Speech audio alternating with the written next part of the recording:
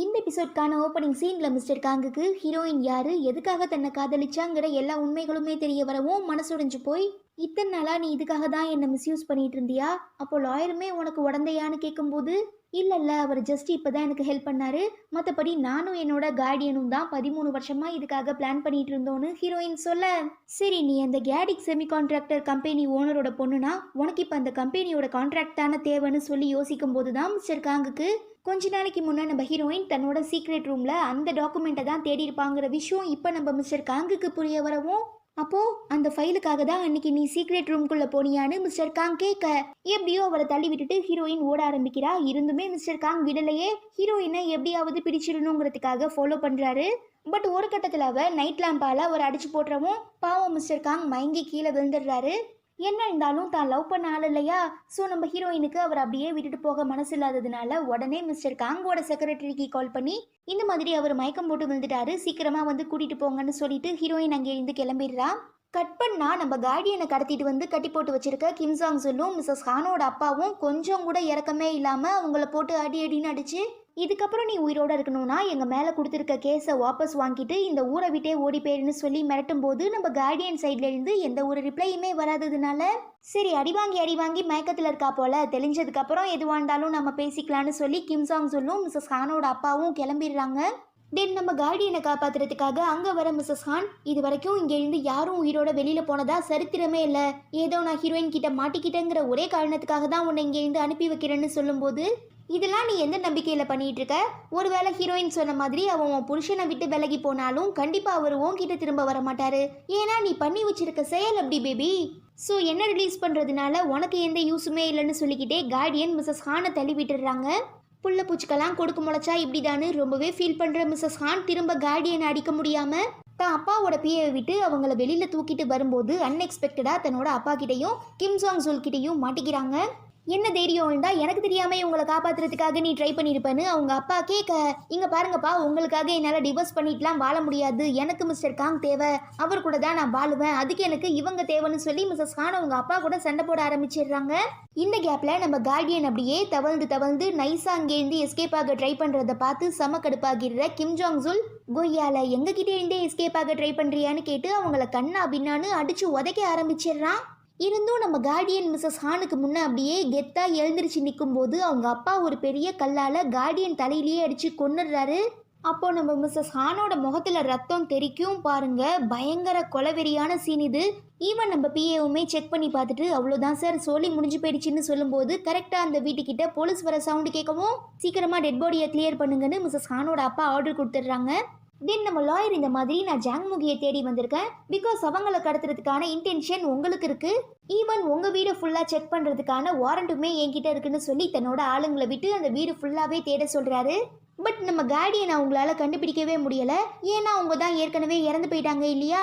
So அவங்களை அடைச்சி வச்சிருந்த அதே செல்லில் அவங்க டெட் பாடிக்கான காவலாக நம்ம மிஸ்ஸஸ் ஹானையும் அவங்களோட பிஏவையும் உட்கார வச்சிடவும் பாவம் அல்ல, பிகாஸ் நம்ம கார்டியனோட டெட் பாடி தன்னை பார்த்து சிரிக்கிற மாதிரியே மிஸ்ஸஸ் ஹானுக்கு தோணவும் பீதியாகிடுறாங்க. அப்புறம் நம்ம லாயர் அந்த வீட்டில் இருந்து போனதும் மிஸ்ஸஸ் ஹானோட அப்பா திரும்ப அந்த செல்லுக்கு வந்து மிஸ்ஸஸ் ஹானை போட்டு அடி அடின்னு அடிச்சு பயங்கரமாக சித்திரவதை பண்ணி, கொஞ்சம் மிஸ் ஆயிருந்தா இந்நேரத்துக்கு எல்லாருமே கூண்டோட ஜெயிலில் போய் உட்கார்ந்துருக்க வேண்டியதுதான், தேவையில்லாத வேலை பார்த்துட்டு இருக்க நீ இரு, இப்போ எனக்கு ஒரு முக்கியமான வேலை இருக்கு, அதை நான் முடிச்சுட்டு வந்ததுக்கு அப்புறம் உங்ககிட்ட பேசிக்கிறேன்னு சொல்லி மிஸ்ஸஸ் ஹானை அதே செல்லில் வச்சு லாக் பண்ணிட்டு போயிடுறாரு. கட் பண்ணா அடுத்த நாள் காலையில் ஒருத்தர் மீன் பிடிக்கிறதுக்காக ஏரிக்கு வந்து பார்க்கும்போது ஒரு பெரிய கருப்பு கலர் மூட்டை ஓரமாக இருக்கவும் ஏதாவது பணமாக இருக்குமான்னு சொல்லி ஆர்வத்தோட ஓப்பன் பண்ணி பார்த்தா பணம் இல்லை, நம்ம கார்டியனோட பணம். ஸோ பயந்து போய் போலீஸ்க்கு இன்ஃபார்ம் பண்ணவும் அவங்களுமே உடனே ஹீரோயினுக்கு தெரியப்படுத்திடுறாங்க. இப்போ நம்ம ஹீரோயின் லாயர் வீட்டில் இருக்கிறதுனால அவர் தான் டெட் பாடியை அடையாளம் காட்டுறதுக்காக நம்ம ஹீரோயினை மார்ச்சுரிக்குமே கூட்டிகிட்டு போகிறாரு. அங்கே அவளுக்கு கார்டியனோட டெட் பாடியை பார்க்கும்போது தன்னோட அப்பா இறந்து போன ஞாபகங்கள்லாம் வரவும் பயங்கரமாக அழ ஆரம்பிச்சிடுறா. என்ன இருந்தாலும் இவங்க தானே நம்ம ஹீரோயினுக்கு 13 வருஷமா நல்லது கெட்டது எப்படி போராடணும், யார் யாரெல்லாம் பழி வாங்கணுங்கிற எல்லாத்தையுமே கற்றுக் கொடுத்து வளர்த்துருப்பாங்க. ஸோ அந்த பாசத்தில் நம்ம ஹீரோயின் கண்ட்ரோல் பண்ண முடியாமல் கதறி கதறி அழ ஆரம்பிக்கிறா. அவளை பார்த்து நம்ம லாயருமே ரொம்ப ஃபீல் பண்ணுறாரு.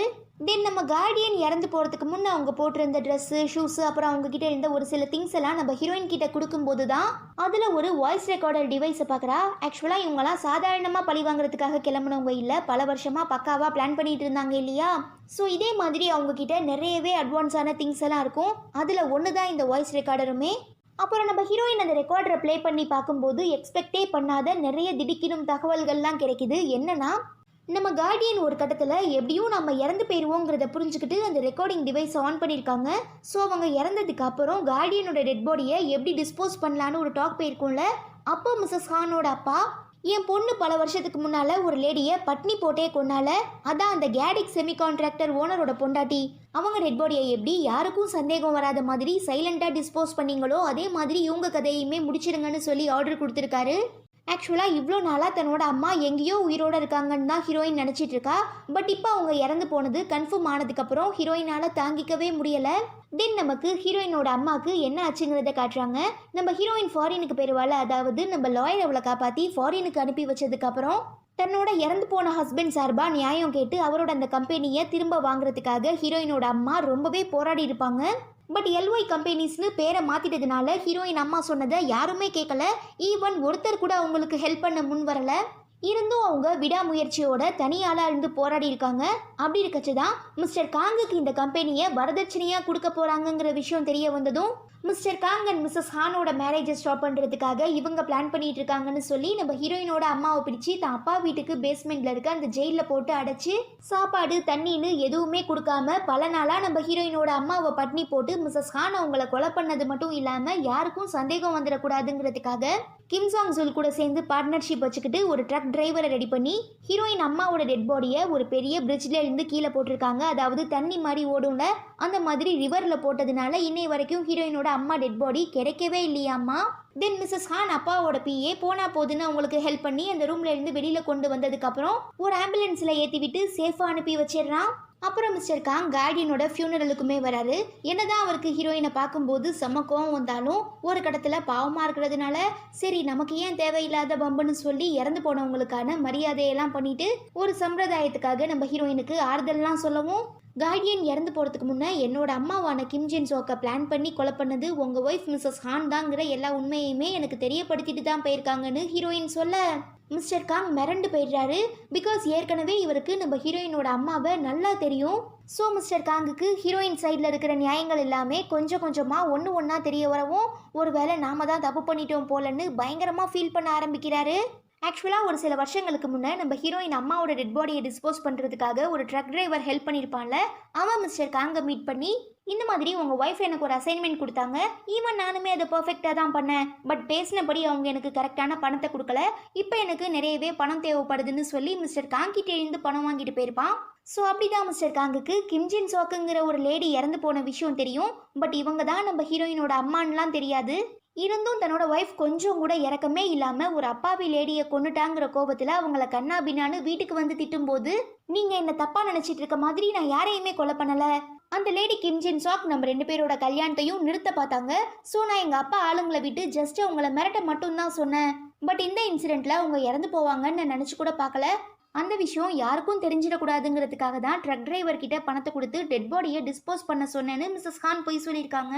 ஸோ இப்போ அது எல்லாத்தையுமே யோசிச்சு பார்த்துட்டு மிஸ்டர் காங் இத்தனை வருஷமாக நாம் இவ்வளோ பெரிய முட்டாளாக இருந்திருக்கோமேன்னு சொல்லி பயங்கரமாக ஃபீல் பண்ணிக்கிட்டே வீட்டுக்கு வந்து பார்க்குறச்ச மிஸ்ஸஸ் ஹான் எதுவுமே நடக்காத மாதிரி அவர்கிட்ட வந்து பேசவும் செம காண்டாகி, உன்னை யார் நீ வீட்டுக்குள்ளே விட்டா, ஒழுங்கா இப்போ நீயா போறியா, இல்லை நீ இத்தனை வருஷமாக பண்ண எல்லா பாவத்தையும் மாட்டி விடுறதுக்காக நான் போலீஸை கூப்பிடணுமான்னு கேட்டு கத்தவும் டக்குன்னு இந்த அம்மா மிஸ்டர் காங் காலில் விழுந்து, ப்ளீஸ் தயவு செஞ்சு என்னை மன்னிச்சிடுங்க, உங்களை மேரேஜ் பண்ணிக்கணுங்கிற ஆசையில் தான் நான் இது எல்லாத்தையுமே பண்ணேன், ஏன்னா உங்களை நான் அந்தளவுக்கு லவ் பண்ணிகிட்டு இருக்கேன், இன்கேஸ் நீங்கள் என்னை இந்த வீட்டை விட்டு வெளியில் அனுப்பிட்டீங்கன்னா கண்டிப்பாக என்னோட அப்பா என்னை கொன்னே போட்டுருவாருன்னு சொல்லி அழுது கதறும் போது தான் மிஸ்டர் காங் மிஸ்ஸஸ் ஹான் கன்னத்தில் காயம் இருக்கிறத பார்க்குறாரு. என்னதான் இவருக்கு தன்னோட ஒய்ஃபை பிடிக்கலைனாலும் தான் குழந்தைங்களோட அம்மாங்கிற ஒரே காரணத்துக்காக இறக்கப்பட்டு போனா போதுன்னு சொல்லி அந்த வீட்டில் இருக்கிறதுக்காக பெர்மிஷனுமே கொடுத்துடுறாரு. அடுத்த சீனில் நம்ம கார்டியன் இறந்து போயிட்டதுனால ஹீரோயின் பார்த்தோன்னா இவங்க ஒரு குரூப் வச்சுருப்பாங்கல்ல, அதான் மிஸ்ஸஸ் ஹான் அப்பாவால் பாதிக்கப்பட்ட நிறைய கம்பெனிஸோட ஓனர்ஸ் எல்லாரையுமே ஒன்றா கேதர் பண்ணி ஒரு பெரிய குரூப்பாக ஃபார்ம் பண்ணாங்கல்ல, அந்த குரூப்போட ஹெட்டாக அதாவது லீடராக பொறுப்பேற்றுக்கிறது மட்டும் இல்லாமல் நான் தான் எல்ஒய் கம்பெனிஸுக்கு அகெயின்ஸ்டாக கேஸ் போட்டிருக்க கேட்ரிக் செமி கான்ட்ராக்டர் கம்பெனி ஓனரோட பொண்ணான லீலா எல் நாளைக்கு இந்த கேஸ் சம்மந்தமாக கோர்ட்டில் நடக்க போகிற ஹியரிங்க்கு நான் கண்டிப்பாக வருவேன்னு சொல்லி ஒரு ஆர்டிக்கலை ரிலீஸ் பண்ணிடுறா. அப்புறம் என்ன, அடுத்த நாள் யாரா அந்த லீலா எல்லுங்கிறத தெரிஞ்சுக்கிறதுக்காக ப்ரெஸ்ஸு மீடியான்னு சொல்லி எல்லாருமே கோர்ட்டுக்கு முன்னால் குவிகிறாங்க. ஈவன் கிம் ஜாங் சுலுமே யாரா அதுன்னு வந்து பார்த்தா நம்ம ஹீரோயின். ஆத்தி இவ இப்படி வந்து ரிவெஞ்ச் எடுப்பான்னு தெரிஞ்சிருந்தா 13 வருஷத்துக்கு முன்னாலேயே கொன்று போட்டிருப்பேனேன்னு சொல்லி யோசிக்கிறான். தென் நம்ம ஹீரோயின் அவனை பார்த்து இவளோட அப்பாவை கொன்னுட்டு அவன் ஒரு மாதிரி சிரிச்சிட்டு போயிருப்பானே அதே மாதிரி இப்போ சிரிச்சுக்கிட்டே அந்த கோர்ட்டுக்குள்ளே போறா. அண்ட் நம்ம ஹீரோயின் இந்த மாதிரி பப்ளிக்கு முன்னே அப்பியர் ஆகிட்டாங்கிற விஷயம் நம்ம மிஸ்டர் காங்குக்கு தெரிய வரவும் அவரோட பிஏ இந்த விஷயத்தினால உங்களுக்கும் ஹீரோயினுக்கும் நடுவில் இருக்கிற ரிலேஷன்ஷிப் பப்ளிக் ஆகிறதுக்கு நிறையவே சான்சஸ் இருக்குன்னு சொல்லி பயமுறுத்தி விட்டுறாரு.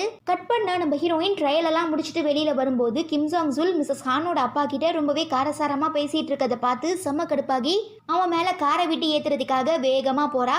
பட் அந்த பிளடி ராஸ்கல் மிஸ் ஆகிடுறான். இருந்துமே விடலையே காரை ரிவர்ஸ்ல எடுத்துட்டு வந்து அவன் கால் மேல ஏத்தி நசுக்கிடுறான். அப்போ இந்த கிம் ஜாங் சுல் வலியால துடிக்கிறத பாக்குற நம்ம ஹீரோயினுக்கு தன்னோட அப்பா கஷ்டப்பட்ட விஷயங்கள்லாம் ஞாபகம் வரவும் இதெல்லாம் ஜஸ்ட் ட்ரெய்லர் தான், மெயின் பிக்சரை பார்க்க நீ உயிரோட இருப்பியாங்கிறதே சந்தேகம் தான்னு சொல்லிக்கிட்டே இருக்கும்போது அவகிட்ட பேசுறதுக்காக புருஷங்காரன் வரான். ஸோ ஏற்கனவே செம டெரரா பேசிட்டு இருக்க நம்ம ஹீரோயின் இவனை பார்த்து இன்னும் கடுப்பாகி இங்க பாரு உன்னோட குழந்தை போராம்காக தான் நான் உன்னை சும்மா விடுறேன், இல்லைனா சின்ன வயசுல நீ எனக்கு பண்ண துரோகத்துக்கு நான் உன்னை வச்சு செஞ்சிருக்கணும். ஸோ இந்த சான்ஸை கரெக்டாக யூஸ் பண்ணிக்கிட்டு இதுக்கப்புறமாவது போராம்க்கு நீ ஒரு நல்ல அப்பாவா இருக்க முயற்சி பண்ணுன்னு சொல்லி நம்ம ஹீரோயின் திட்டிட்டு போயிடுறா. அதுக்கப்புறம் மிஸ்டர் காங் நம்ம ஹீரோயினை டேரெக்டாக மீட் பண்ணி இங்கே பாரு நீ தேவையில்லாத விஷயங்கள்லாம் பண்ணிகிட்டு இருக்க, இது எங்கே போய் முடிய போகுதுன்னு நினச்சாலே எனக்கு ரொம்ப பயமாக இருக்குது. ஸோ உனக்கு என்ன வேணுங்கிறத என்கிட்ட டேரெக்டாக நீ சொல்லிட்டீன்னா அதை நான் கரெக்டாக பண்ணிடுறேன். பட் தயவு செஞ்சு என்னோட வாழ்க்கையை நீ ஸ்பாயில் பண்ணிடாத, என்னோட கெரியரை காலி பண்ணிடாத. பிகாஸ் என்னதான் உங்கள் அப்பாவோட கம்பெனியே எனக்கு வரதட்சணையாக கொடுத்துருந்தாலும் இப்போ நான் அதை நம்ம நாட்டிலேயே நம்பர் 1 கம்பெனியாக மாற்றிருக்கேன். ஸோ இது ஃபுல் அண்ட் ஃபுல் என்னோட உழைப்புனால ஏற்பட்டது.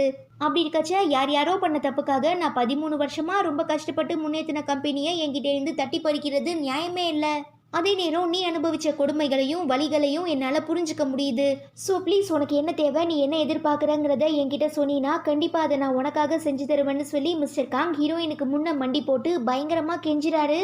ஈவன் அவளும் அதே மாதிரி அவருக்கு முன்னால் மண்டி போட்டு என் அம்மா என் அப்பா 2 பேருமே இறந்து போயிட்டாங்க, அவங்க மரணத்துக்கான தீர்வு உங்கள் 4 பேரோட மரணத்தில் மட்டும்தான் இருக்குது. ஸோ உன்னோட கையாலேயே அவங்க 3 பேரையும் கொண்டுட்டு நீயும் சேர்ந்து சூசைட் பண்ணி செத்துரு, அதுதான் எனக்கு தேவை, அதுதான் எனக்கு நிம்மதின்னு ஹீரோயின் ரொம்ப வில்லத்தனமாக பேசுகிறா. பாவம் மிஸ்டர் காங்குக்கு என்ன ரிப்ளை பண்ணுறது எப்படி ரியாக்ட் பண்ணுறதுனே தெரியல. பத்தாவதுக்கு நம்ம ஹீரோயின் வேற அவரோட கண்ணுக்கு முன்னாலேயே வெட்டிங் ரிங்கை கழட்டி தூக்கி போட்டுட்டு போயிடுறா. ஸோ பயங்கரமாக மனசுடைஞ்சு போயிடுற மிஸ்டர் காங் அப்படியே ரொம்ப சோகமாக வெளியில் வரச்ச அவருக்காக அங்கே மிஸ்ஸஸ் ஹான் வெயிட் பண்ணிட்டு இருக்கதை பார்த்து செம கடுப்பாக்கிடுற நம்ம ஹீரோயின். அப்போது இவ தான் சமாதானம் பேசுறதுக்காக மிஸ்டர் காங் என்கிட்ட அனுப்பி வச்சாலான்னு கேட்டு கடுப்பாகி பக்கத்தில் இருக்கிற ஒரு ஃப்ளவர் வாஷை தூக்கி போட்டு உடச்சி அதில் இருக்கிற ஒரு பீஸ் எடுத்துக்கிட்டு மிஸ்ஸஸ் ஹான் அட்டாக் பண்ணுறதுக்காக வேகமாக வரும்போது நம்ம லாயர் அவளை ஸ்டாப் பண்ணிடுறாங்க. அப்போது மிஸ்ஸஸ் ஹான் மிஸ்டர் காங் கிட்ட உங்களுக்குலாம் கொஞ்சம் கூட அறிவே இல்லையா, அவள் தான் உங்களை வேணான்னு தூக்கி போட்டுட்டு போயிட்டால, அப்புறம் எதுக்கு நீங்கள் அவகிட்ட சமாதானம் பேசுறதுக்காக வந்திருக்கீங்க, நம்ம கிட்ட என்ன பணம் இல்லையா இல்லை செல்வாக்கு இல்லையா, எல்லாமே இருக்கும்போது எதுக்காக நீங்கள் அவளை இங்கே தேடி வந்தீங்கன்னு கேட்கும்போது அவகிட்ட தான் என்னோட காதல் இருக்கு, நீ சொன்ன எல்லாமே நம்ம கிட்ட பணம் இருந்தால் வந்துடும், ஆனால் காதல் வருமா, என்னதான் ஹீரோயின் என்னை வேண்டான்னு சொல்லி எட்டி உதச்சி தூக்கி போட்டு மிதிச்சாலும் என்னோட மனசுக்குள்ள என்னைக்குமே அவள் மட்டும்தான் இருப்பான்னு சொல்லி மிஸ்டர் காங் பாட்டும் காதல் வசனமாக பேசுகிறாரு. இதெல்லாம் கேட்க கேட்க மிஸ்ஸஸ் ஹானுக்கு அப்படி ஒரு கோவம், என்ன இருந்தாலும் தன்னோட புருஷன் வேற ஒரு பொண்ணை லவ் பண்ணுறாங்கிற விஷயத்த தாங்கிட்டே சொன்னால் எல்லா ஒய்ஃபுக்கும் கோவம் வரும் தான் இல்லையா. ஸோ அந்த டென்ஷனில் இவனை அப்படியே அடிக்கலாமா இல்லை ஓட விட்டு அடிக்கலாமான்னு யோசிச்சுட்டு இருக்கச்ச நம்ம ஹீரோயின் இதெல்லாம் கேட்டுட்டு பயங்கரமாக மெல்ட் ஆகிடுறா. சே இப்படிப்பட்ட ஒரு நல்ல மனுஷனை ஏமாத்திட்டோமேங்கிற கில்ட்டினஸ்ல அப்படியே கையை இறுக்கமாக க்ளோஸ் பண்ணும்போது மிஸ்ஸஸ் ஹானை அட்டாக் பண்ணுறதுக்காக ஒரு கண்ணாடி பீஸை எடுத்துகிட்டு வந்தால அது கையில் நல்லா டீப்பாக குத்தி பிளட் வர ஆரம்பிச்சிருது. ஹீரோயின் இப்படி கஷ்டப்படுறத பார்த்து லாயரால் தாங்கிக்க முடியாமல் வாமா நம்ம 2 பேரும் மேலே போகலான்னு சொல்லி ஹீரோயினை கூட்டிகிட்டு போயிடுறாரு. அப்புறம் மிஸ்டர் காங்கோட லாயர் நம்ம ஆளுங்க 2 பேரையும் மீட் பண்ணி இந்த மாதிரி நாளைக்கு கோர்ட்டில் நடக்கிறதா இருக்கிற ஹியரிங்காக மிஸ்டர் காங்குமே கோர்ட்டுக்கு வர முடிவு பண்ணியிருக்காருன்னு சொல்லவும் பொதுவாக இப்படிப்பட்ட பெரிய கேஸில் மாட்டின பணக்காரங்க கோர்ட்டுக்கெல்லாம் வரமாட்டாங்க. பட் மிஸ்டர் காங் வந்து ஆஜராகிறாருன்னா கண்டிப்பாக ஏதோ ஒரு பெரிய சம்பவம் நடக்க போகுது. ஸோ எதுக்கும் நீ கொஞ்சம் கேர்ஃபுல்லாக இருந்து நம்ம லாயர் ஹீரோயினை ஒன் பண்ணவும் அவர் வரட்டும் எதுவாக இருந்தாலும் நான் பார்த்துக்கிறேன்னு ஹீரோயின் ரிப்ளை பண்ணுறா. தென் அடுத்த நாள் பார்த்தோன்னா மிஸ்டர் காங் சொன்ன மாதிரி அந்த கோர்ட்டுக்கு ஹியரிங்காகவுமே வந்துடுறாரு. ஈவன் நம்ம ஹீரோயினுமே வரதுனால அங்கே எழுந்துட்டு இருக்க ப்ரெஸ் மீடியா பீப்புளெலாம் கொஞ்ச நாள் முன்ன வரைக்கும் நீங்கள் 2 பேரும் டேட்டிங் பண்ணிட்டு இருந்ததா லவ் பண்ணிட்டு இருந்ததா நாங்கள் கேள்விப்பட்டோம், அதெல்லாம் உண்மையா, இப்பயும் அதே மாதிரி தான் இருக்கீங்களா இல்லை உங்கள் 2 பேருக்கு நடுவில் பிரேக்கப் ஆயிடுச்சான்னு கேட்கும்போது ஹீரோயின் மிஸ்டர் காங் 2 பேருமே எதுவும் ரிப்ளை பண்ணாமல் தான் இருக்காங்க. பட் நம்ம ஹீரோயின் தான் அப்பாவை ரொம்பவே கொடுமை பண்ணி சித்திரவதை பண்ணி சைன் போட வச்ச அந்த கான்ட்ராக்டை எல்லாருக்கு முன்னாலேயும் காட்டி நான் கேஸ் போட்டிருக்க 4 பேரும் குற்றவாளி தாங்கிறதுக்கு இதுதான் ஒரே ஆதாரம். பிகாஸ் இதில் எங்கள் அப்பாவோட ரத்தம் இருக்கு. ஸோ என்னதான் இவங்கெல்லாம் இத்தனை நாளாக சட்டத்துக்கும் நீதிக்கும் டிம்கி கொடுத்துட்டு இருந்தாலும் இதுக்கப்புறம் யாராலையுமே தப்பிக்க முடியாதுன்னு மிஸ்டர் காங்க ஒரு மாதிரி பார்த்துட்டு உள்ளே போகிறா. கட் பண்ணா செமையாக காலில் அடிபட்டு ஹாஸ்பிட்டல் அட்மிட் ஆகிருக்க கிம்சாங் சொல்ல டாக்டர்லாம் செக் பண்ணி பார்த்துட்டு ஒரு முக்கியமான நரம்பு கட் ஆகிட்டதுனால இதுக்கப்புறம் இவரால் முன்ன மாதிரி சரியாக நடக்க முடியாது. இதுக்கு ட்ரீட்மெண்ட் கொடுக்கறதுக்காக நீங்கள் நிறைய செலவு பண்ணி எவ்வளோ பெரிய ஹாஸ்பிட்டலில் சேர்த்தாலுமே அது வேஸ்ட்டு தான்னு சொல்லவும் கிம்சாங் ஜுல் செம்ம காண்டாகி நம்ம ஹீரோயினை கண்ணா பின்னான்னு திட்டி அசிங்கமாக சபிக்க ஆரம்பிச்சிடுறான். அப்போ மிஸ்ஸஸ் ஹான் அப்பாவோட பிஏ வந்து இந்த மாதிரி மிஸ்டர் காங் இன்னைக்கு கோர்ட்டில் நடந்துட்டு இருக்க ஹியரிங்காக போயிருக்காள்னு சொல்லவும் அந்த முட்டா பையில யார் அங்கே போக சொன்னால் தேவையில்லாத பிரச்சனை பண்ணிட்டு இருக்கான், நம்ம அமைதியாக இருக்கிற வரைக்கும் தான் மக்கள் நம்ம மேலே தப்பு இல்லைன்னு நம்புவாங்க. ஆனால் இப்போ மிஸ்டர் காங் ஹியரிங் அட்டன் பண்ணிடுறதுனால நம்ம மேலே தப்பு இருக்குங்கிற விஷயம் எல்லாருக்குமே தெரிஞ்சு போயிடும்னு சொல்லி கத்த ஆரம்பிச்சிடுறாரு. இன்னொரு சைடு ஹியரிங்கில் பார்த்தோன்னா ஜட்ஜி நம்ம மிஸ்டர் காங் கிட்ட ஹீரோயின் உங்கள் மேலே வச்சிருக்க குற்றச்சாட்டுகளெல்லாம் நீங்கள் ஒத்துக்கிறீங்களான்னு கேட்கும்போது இத்தனை வருஷமாக என்னை சுற்றி எனக்கே தெரியாமல் எத்தனையோ விஷயங்கள் நடந்து போயிடுச்சு, பட் அதுக்கும் எனக்கும் எந்த சம்மந்தமுமே இல்லைன்னு சொல்லி நான் இந்த ப்ராப்ளம்லேருந்து எஸ்கேப் ஆக விரும்பலை. ஏன்னா ஏதோ ஒரு விதத்தில் ஹீரோயின் என்னாலையுமே பாதிக்கப்பட்டிருக்கா. ஸோ அவளுக்கு நான் காம்பன்சேஷன் தர ரெடியாக இருக்கேன்னு சொல்லவும் அந்த கோர்ட்டில் இருக்கிற எல்லாருமே மிரண்டு போயிடுறாங்க. பிகாஸ் நம்ம ஹீரோயின் மிஸ்டர் காங்கால பாதிக்கப்பட்டது கொஞ்சம் நஞ்சம்லாம் இல்லை. இன்கேஸ் அவள் காம்பன்சேஷன் கேட்டானா நம்ம மிஸ்டர் காங்கோட மொத்த சொத்தையுமே எழுதி வச்சா கூட ஈடாகாது. ஸோ அவரோட லாயர், சார் நீங்கள் தேவையில்லாமல் வார்த்தையை விடுறீங்கன்னு நினைக்கிறேன், அவங்க இப்போ ஏதாவது கேட்க போனாங்கன்னா கண்டிப்பாக நமக்கு தான் பிரச்சனைன்னு சொல்லவும் இல்லை நான் எதுவாக இருந்தாலும் அக்செப்ட் பண்ணிக்கிறேன், எனக்கு காம்பன்சேஷன் தரதை பற்றி எந்த பிரச்சனையும் இல்லைன்னு மிஸ்டர் காங் திரும்ப ஜட்ஜிக்கிட்டேயே சொல்லிடுறாரு. ஆனால் இதில் விருப்பம் இல்லாத நம்ம லாயர் ஹீரோயின் கிட்ட காம்பன்சேஷன்லாம் வேணாம், நம்ம சட்டப்படி எல்லா நடவடிக்கையுமே எடுப்போம்னு சொல்லவும் ஹீரோயின் இருக்கட்டும் பரவாயில்ல, மிஸ்டர் காங் சொன்ன டீலிங்க்கு எனக்கு ஓகே தான், எவ்வளோ காம்பன்சேஷன் வேணுங்கிறத நான் அப்புறம் சொல்கிறேன்னு சொல்லவும் ஜட்ஜுமே 2 தரப்புக்காரங்களும் சமாதானமாக பேச முடிவு பண்ணிட்டாங்கன்னு சொல்லி கோர்ட்டை டிஸ்மிஸ் பண்ணிடுறாரு. ஆனால் இது எல்லாத்தையுமே டிவி மூலமாக பார்த்து தெரிஞ்சுக்கிற நம்ம மிஸ்ஸஸ் ஹான் நல்ல வேலை நம்ம புருஷன் நம்மளை காப்பாற்றிட்டாருன்னு நினச்சி சந்தோஷப்படாமல் ஹியரிங்லாம் முடிஞ்சதுக்கப்புறம் நம்ம மிஸ்டர் காங்கும் ஹீரோயினும் கொஞ்சம் பக்கத்தில் நின்று மீடியாவுக்கு பேட்டி கொடுக்கறத பார்த்து பயங்கர கடுப்பாகி வழக்கம் போல் நான் ஹீரோயினை கொல்லாமல் விட மாட்டேன்னு கத்திட்டு தன்னோட அப்பா பிஏக்கு கால் பண்ணி உங்ககிட்ட ஒரு முக்கியமான விஷயத்தை பற்றி பேசணும், நம்ம யூஸ்வலாக மீட் பண்ணுற இடத்துக்கு வான்னு சொல்லிட்டு இந்தம்மா ஃபர்ஸ்ட் போய் பார்க்கும்போது அங்கே நம்ம ஹீரோயின் உட்காந்துருக்கவும் உனக்கு எப்படி இந்த இடம் தெரியும்னு மிஸ்ஸஸ் ஹான் கேட்க 13 வருஷமாக உங்கள் எல்லாரையும் தூக்குறதுக்காக பிளான் பண்ணிட்டு இருக்கோம், அப்படி இருக்கச்சே நீங்கள் எங்கே போகிறீங்க எங்கே வரீங்கிறத எங்களால் கெஸ் பண்ண முடியாதா என்ன? இங்கே பாரு, கிம்சாங் ஜுல் காலில் அடிபட்டு ஹாஸ்பிட்டல் அட்மிட் ஆயிருக்கான். ஸோ இதுக்கப்புறம் அவனால் கோர்ட்டு கேஸ்ன்னு அலைய முடியாது. அடுத்து உன்னோட ஹஸ்பண்ட் மிஸ்டர் காங் தான் பண்ண தப்பு என்னங்கிறத புரிஞ்சுக்கிட்டு அதுக்கு பிராய்ச்சித்தமாக எனக்கு காம்பன்சேஷன் தர ஒத்துக்கிட்டு இப்போ நல்லவராகவுமே மாறிட்டாரு. நெக்ஸ்ட் உன்னோட அப்பா எப்படியும் உன்னை இதிலிருந்து கழட்டி விட்டுட்டு அவர் மட்டும் தப்பிக்கிறதுக்கான பிளான் எல்லாம் போட ஆரம்பிச்சிருப்பாரு. ஸோ இப்போ தனியாக தொக்கா மாட்டிக்கிட்டது நீ மட்டும்தான். எனக்கு என்னமோ நீ இந்த எல்லா பிரச்சனையிலேருந்தும் வெளிவர முடியாமல் டிப்ரெஷன் தாங்க முடியாமல் சூசைட் பண்ணி சாக போகிற மாதிரி தான் தோணுது. ஏன்னா இதை விட்டா இந்த சிக்கல்லேருந்து உனக்கு தப்பிக்க வேற எந்த வாய்ப்புமே இல்லைன்னு ஹீரோயின் ரொம்ப திமிரா சொல்லவும் மிஸ்ஸஸ் ஹான் பயந்துடுறாங்க. இருந்தாலும் பயத்தை வெளியில காட்டாமல் இருக்கிறதுக்காக ட்ரை பண்ணி நான் இப்போ கண்ணசைச்சா போதும், நான் பண்ண கொலைகளுக்காக பழி ஏற்றுக்கிட்டு 1000 பேர் ஜெயிலுக்கு போக ரெடியாக இருக்காங்கன்னு மிஸ்ஸஸ் ஹான் சொல்ல ஒரு சில நாட்களுக்கு முன்னே மிஸ்ஸஸ் ஹான் ஹீரோயினை பற்றின எல்லா உண்மைகளையும் மிஸ்டர் காங் கிட்ட சொன்னது மட்டும் இல்லாமல் க்ரீன் டீயில் ஐலைனரை ஊற்றி உங்கள் மனசில் நான் சந்தேகங்கிற விதையை விதைச்சிட்டேன், இன்னும் கொஞ்ச நேரத்தில் அது இப்படி தான் ஆழமாக பரவும்னு சொன்னாங்கள்ல, அதே மாதிரி இப்போ நம்ம ஹீரோயின் தன்னோட கையை கட் பண்ணி சேம் க்ரீன் டீயில் தன்னோட பிளட்டை கலந்து விட்டு இப்போ நான் உன் மனசில் பயங்கிற விதையை விதைச்சிட்டேன், அது இந்த மாதிரி தான் ரொம்ப வேகமாக பரவிட்டு இருக்கும். ஸோ நீ அப்படிப்பட்ட பயத்தில் இருந்து மீண்டு வரதும் மீண்டு வராததும் உன்னோட கையில் தான் இருக்குன்னு சொல்லி அப்படியே ஹீரோயின் கெத்தா அங்கேருந்து கிளம்புறா. அப்புறம் என்ன, நம்ம ஆளு பிளான் பண்ண மாதிரி மிஸ்ஸஸ் ஹான் பயத்தில் செமையாக அழுவ ஆரம்பிச்சிருது.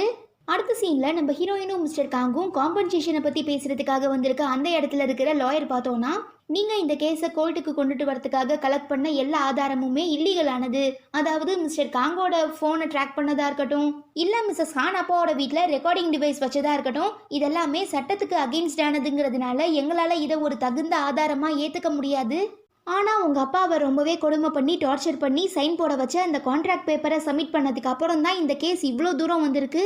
முக்கியமாக மிஸ்டர் காங்குமே உங்களுக்கு சப்போர்ட்டிவாக தான் பேசியிருக்காரு, பட் மிஸ்டர் காங்கோட மாமனார் அவரோட ஒய்ஃபு கிம்சாங் ஜுல் இவங்க 3 பேருமே உங்களுக்கு அகெயின்ஸ்டா நீங்க இறந்து போன அந்த கேடிக் செமி கான்ட்ராக்டர் ஓனரோட பொண்ணு இல்லைன்னு சொல்லி கேஸ் ஃபைல் பண்ணியிருக்காங்க. ஸோ அதுக்கு தகுந்த மாதிரி ப்ரூவ் பண்ற மாதிரி ஏதாவது ஆதாரத்தை நீங்க கோர்ட்ல சப்மிட் பண்ணா மட்டும்தான் உங்களால இந்த கேஸ்ல வின் பண்ண முடியும்னு ஜட்ஜி சொல்லிடவும் ஹீரோயின் செம்ம டென்ஷன் ஆகிடுறா. அவங்க 3 பேரும் இந்த மாதிரி ஏதாவது கோளாறு பண்ணுவாங்கங்கிறது எனக்கு ஏற்கனவே தெரியும். அதனால தான் நான் ஹீரோயினுக்கு சப்போர்ட்டிவாக இருக்க முடிவு பண்ணேன். ஸோ இந்த ப்ராப்ளம்ல இருந்து ஒன்றை காப்பாற்ற வேண்டியது என்னோட பொறுப்புன்னு சொல்லி நம்ம மிஸ்டர் காங்கே ஹீரோயினை அவங்க அம்மாவை ஒரு சில வருஷங்களுக்கு முன்னால் ஒரு ஹாஸ்பிட்டல் அட்மிட் பண்ணியிருந்தாங்கல்ல, அங்கேயுமே கூட்டிகிட்டு போகிறாரு. பட் இப்போ அவங்க 3 பேரும் கேஸ் போட்டிருக்கிறதுனால நம்ம ஹீரோயின் அம்மாவுக்கு சொந்தமான பொருட்களை அந்த ஹாஸ்பிட்டல்காரங்க ஹீரோயினுக்கு கொடுக்க மறுக்கவும் மிஸ்டர் காங் தன்னோட இன்ஃப்ளூயன்ஸை யூஸ் பண்ணி பயங்கரமாக போராடி ஹீரோயினுக்கு அவங்க அம்மா சம்மந்தப்பட்ட எல்லா பொருளையுமே வாங்கி கொடுத்துட்றாரு. ஆனால் அவங்க எடுத்துகிட்டு வந்து கொடுக்கறதுக்கு கொஞ்சம் லேட் ஆகும் இல்லையா? அந்த கேப்பில் மிஸ்டர் காங் ஹீரோயினையே பார்த்துட்டு இருக்கச்ச அவர் கையில் போட்டிருக்க வெட்டிங் ரிங்கை பார்த்துட்டு நீங்கள் ஏன் இன்னும் அந்த ரிங்கை கழட்டாமல் இருக்கீங்கன்னு ஹீரோயின் கேட்க, நான் உன்னை இன்னும் உண்மையாக காதலிச்சிட்டு இருக்கிறதுனால தான் போட்டிருக்கேன். ஒரு வேளை உன் மேலே வெறுப்பு வந்தால் இதை கழட்டி தூர போடுறதுக்குமே நிறைய சான்சஸ் இருக்குது. பட் எனக்கு தெரிஞ்ச வரைக்கும் நான் உன்னை கண்டிப்பாக வெறுத்துற மாட்டேன். அதே நேரம் இதுக்கப்புறம் உன்னை உண்மையாக லவ் பண்ணுறதுக்கு நான் ஒன்றும் முட்டாளுமே இல்லைன்னு சொல்லிட்டு அன்னைக்கு ஒரு நாள் நீ என்கிட்ட ட்வின் ஃப்ளேமை பற்றி சொன்னில, இப்போ அது எல்லாத்தையுமே யோசிச்சு பார்க்கும்போது எனக்கு என்னமோ அது நம்ம 2 பேரையும் தான் மென்ஷன் பண்ணுற மாதிரி தோணுதுன்னு மிஸ்டர் காங் சொல்ல, ட்வின் ஃப்ளேமுங்கிறது ஒருத்தர் புரிஞ்சுக்கிட்டு ஆறுதலாக இருக்கிறது தான், நம்மள மாதிரி எதிரிகள் இல்லைன்னு ஹீரோயின் சொல்லிக்கிட்டே இருக்கும்போது அவங்க அம்மாவுக்கு சொந்தமான பொருட்களை அந்த ஹாஸ்பிட்டல் இவங்க கிட்ட ஒப்படைக்கிறாங்க. பாவம் நம்ம ஹீரோயின் தன்னோட எல்லா எமோஷன்ஸையும் ரொம்ப கஷ்டப்பட்டு கண்ட்ரோல் பண்ணி தான் அந்த பாக்ஸை ஓப்பன் பண்ணுறா. இதை நோட் பண்ணுற மிஸ்டர் காங்குமே அவளுக்கு ஹெல்ப் பண்ணுறாரு. அப்போது நம்ம ஹீரோயின் தன்னோட அம்மா எழுதின டைரியை படித்து பார்க்குறச்ச, ஒரு நாள் நான் தனியாக நின்று போராட்டம் பண்ணிட்டு இருக்கும்போது மிஸ்டர் காங் என்னை பார்த்துட்டு பார்க்காத மாதிரி போனார். அதுவே மிஸ்ஸஸ் ஹானோட அப்பாவும் கிம்சாங் சொல்லும் என்னை ஏதோ நாய் மாதிரி அடித்து விரட்டினாங்க. என் ஹஸ்பண்ட் பல வருஷமாக ரொம்ப கஷ்டப்பட்டு டெவலப் பண்ண கம்பெனியை திரும்ப வாங்குறதுக்காக தானே நான் போராடிட்டு இருக்கேன். ஏன் எனக்கு யாருமே ஹெல்ப் பண்ண மாட்டேங்கிறாங்கன்னு சொல்லி ரொம்ப எமோஷ்னலாக எழுதியிருக்காங்க. ஈவன் இது எல்லாத்தையுமே படித்து பார்க்குற மிஸ்டர் காங்குக்கு இப்போ தான் நம்ம ஹீரோயினோட அம்மா எந்த அளவுக்கு கஷ்டப்பட்டிருக்காங்க, கொடுமையான வாழ்க்கையை வாழ்ந்திருக்காங்கங்கிற எல்லாமே புரிய வரவும் நான் கூட என்னமோ இந்த ப்ராப்ளமில் மறைமுகமாக தான் சம்மந்தப்பட்டிருப்பேன்னு நினச்சேன். பட் இந்த மொத்த ப்ராப்ளமுமே என்னால் தாங்கிறது எனக்கு இப்போ தான் புரியுது. நான் இதெல்லாம் தெரிஞ்சே பண்ணலை, யாரோ பண்ண சூழ்ச்சியில் மாட்டிக்கிட்டேன். பட் இப்போ நான் உன்கிட்ட மன்னிப்பு கேட்க ரெடியாக இருக்கேன். நீயுமே என்னை தயவு செஞ்சு மன்னிச்சிடு. ஒருவேளை உன் ஃபேமிலியை அடித்து கொடுமைப்படுத்தி தான் இந்த கம்பெனியை எனக்கு வாங்கி கொடுத்தாங்கன்னு தெரிஞ்சிருந்தா கண்டிப்பாக இந்த கம்பெனியை நான் அக்செப்டே பண்ணியிருக்க மாட்டேன்னு சொல்லி பயங்கரமாக அழ ஆரம்பிச்சிடுறாரு. பட் நம்ம ஹீரோயின் தான் அம்மா டைரியை படித்ததுக்கப்புறம் இன்னும் பயங்கர எமோஷ்னல் ஆகி மிஸ்டர் காங்கை தள்ளி விட்டுடுறா. தென் தான் பிஏ கூட அங்கே வர நம்ம லாயர் ஹீரோயினை பேசி சமாதானம் பண்ணி அனுப்பி வச்சதுக்கப்புறம் மிஸ்டர் காங் லாயர்கிட்ட நான் இப்போ என்ன பண்ணால் ஹீரோயின் என்னோட மன்னிப்பை ஏற்றுப்பான்னு கேட்கும்போது அவருமே ஏதோ ஒரு ஐடியா கொடுக்குறாரு. ஸோ அடுத்த நாளே மிஸ்டர் காங் ஒரு பெரிய ப்ரெஸ் கான்ஃபரன்ஸ் அரேஞ்ச் பண்ணி ஹீரோயின் அப்பாவோட கம்பெனி எப்படி தான் கைக்கு வந்துச்சு, இதுக்கு பின்னால் யார் யாரெல்லாம் என்னென்ன ஊழல் பண்ணாங்க, முக்கியமாக நம்ம ஹீரோயின் கலெக்ட் பண்ண நிறையவே வாய்ஸ் நோட்ஸ், அதாவது மிஸ்டர் காங்கோட மாமனார் ஒய்ஃபு கிம்சாங் எல்லாம் பேசியிருப்பாங்களே ரொம்பவே வில்லத்தனமா, அந்த எல்லா நோட்ஸையுமே பப்ளிக்காக ப்ராட்காஸ்ட் பண்ணிடவும் அவ்வளோதான் நம்ம மிஸ்ஸஸ் ஹான் அவங்க அப்பா அப்புறம் கிம்சாங் இவங்க எல்லாரையுமே அரெஸ்ட் பண்ணுறதுக்காக போலீஸ் போகிறாங்க. பட் கிம்சாங் இப்போ ஹாஸ்பிட்டலில் இருக்கிறதுனால அவரை விட்டுடுறாங்க. தென் மிஸ்ஸஸ் ஹானோட அப்பா எங்கே இருக்காருன்னே தெரியல. ஸோ தனியாக மாட்டிக்கிட்டே நம்ம மிஸ்ஸஸ் ஹானை அரெஸ்ட் பண்ணுறதுக்காக போலீஸ் வீட்டு வாசலில் நிற்கும் போது கரெக்டாக நம்ம ஹீரோயின் கால் பண்ணி, பாத்தியா அன்னைக்கு நான் சொன்ன மாதிரி உன்னை எல்லாருமே கழட்டி விட்டுட்டு போயிட்டாங்க, இப்போ பாவம் நீ மட்டும் தனியாக மாட்டிக்கிட்ட, ஏதோ அன்னைக்கு பெருசாக பேசின மன்னர் பரம்பரை மண்ணாங்கட்டி பரம்பரைன்னு இதுக்கு தானே வாங்குறீங்கோ துட்டுங்கிற மாதிரி எங்கே போச்சு உன்னோட கெத்துன்னு கேட்டு நம்ம ஹீரோயின் செம்மையாக வெறுப்பேற்றவும் மிஸ்ஸஸ் ஹான் செம்ம பப்பிஷேமாக ஃபீல் பண்ணி காலை கட் பண்ணிவிட்டு தான் அப்பாவோட பிஏக்கு கால் பண்ணி, அப்போது நிஜமாவே என்னோட அப்பா என்னை கழட்டி விட்டுட்டு இந்த பிரச்சனையிலேருந்து எஸ்கேப் ஆக ட்ரை பண்ணிட்டு இருக்காரான்னு கேட்கும்போது, ஆமாம் மேடம் அதுக்காக தான் இப்போ திங்ஸ் எல்லாம் பேக் பண்ணிட்டு இருக்காருன்னு இந்த பிஏவுமே சொல்லிடுறான். ஆக்சுவலாக இவன் ஒரு தடவை நம்ம மிஸ்ஸஸ் ஹானோட பேச்சை கேட்டுக்கிட்டு ஹீரோயினை கொலை பண்ணுறதுக்காக போகும்போது குறுக்க நம்ம லாயர் வந்திருப்பார்ல, ஸோ அவருக்குமே தன்னை குத்துனது இவன் தாங்கிறது நல்லா தெரியும். அப்படி இருக்கும்போது ஒரு நாள் நம்ம ஹீரோயினும் லாயரும் தனியாக இந்த பிஏவை மீட் பண்ணி அவன் பண்ண எல்லா தப்பையுமே சொல்லி, ஒரு வேளை நீ என்னை கொலை பண்ண முயற்சி பண்ணியிருக்கன்னு சொல்லி நான் கோர்ட்டில் கேஸ் கொடுத்தேன்னா கண்டிப்பாக உன்னால் வாழ்நாள் ஃபுல்லாக ஜெயிலில் இருந்து வெளியில் வர முடியாது. அதுவே நீ நாங்கள் சொல்கிறத கேட்டு நடந்தீன்னா உனக்கு ஃப்யூச்சரில் தண்டனை குறைய நிறையவே சான்சஸ்லாம் இருக்குது. ஸோ எதுவாக இருந்தாலும் நீ எடுக்கிற முடிவு தான்னு சொல்லவும் டக்குன்னு அவன் பொத்துன்னு காலில் விழுந்து, தயவு செஞ்சு என்னை மன்னிச்சிடுங்க, என்னோட அம்மாவுக்கு ரொம்ப உடம்பு முடியலை, அவங்கள காப்பாற்றுறதுக்காக எனக்கு நிறைய பணம் தேவைப்பட்டுச்சு, அதனால தான் இவங்க எனக்கு ஆர்டர் போடுற விஷயங்கள் தப்புன்னு தெரிஞ்சுமே நான் பண்ணிட்டு இருந்தேன், மற்றபடி எனக்கு வேற எந்த இன்டென்ஷனுமே இல்லைன்னு சொல்லி சரண்டர் ஆகிடுறான். ஈவன் முக்கியமாக இப்போ எப்படி மிஸ்ஸஸ் ஹான் கிட்ட உங்கள் அப்பா உங்களை கழட்டி விட்டுட்டு ஓடுறதுக்காக ட்ரை பண்ணிட்டு இருக்காருன்னு சொன்னானோ அதே மாதிரி மிஸ்ஸஸ் ஹானோட அப்பா கிட்ட இவங்க வீட்டு பேஸ்மெண்ட்ல ஒரு செல் இருக்கும்ல ஜெயிலு, அதோட ஃபோட்டோஸை மிஸ்ஸஸ் ஹான் போலீஸ்க்கு அனுப்பி வச்சிருக்கிறதா சொல்லி இவர்கிட்ட மாட்டி விட்டுறான். அப்புறம் என்ன, தான் பொண்ணு தனக்கே துரோகம் பண்ணிட்டாங்கிற கோவத்தில் மிஸ்ஸஸ் ஹானோட அப்பா அவங்களை அடிக்கிறதுக்காக ஒரு பெரிய சுத்தியலை எடுத்துட்டு வராரு.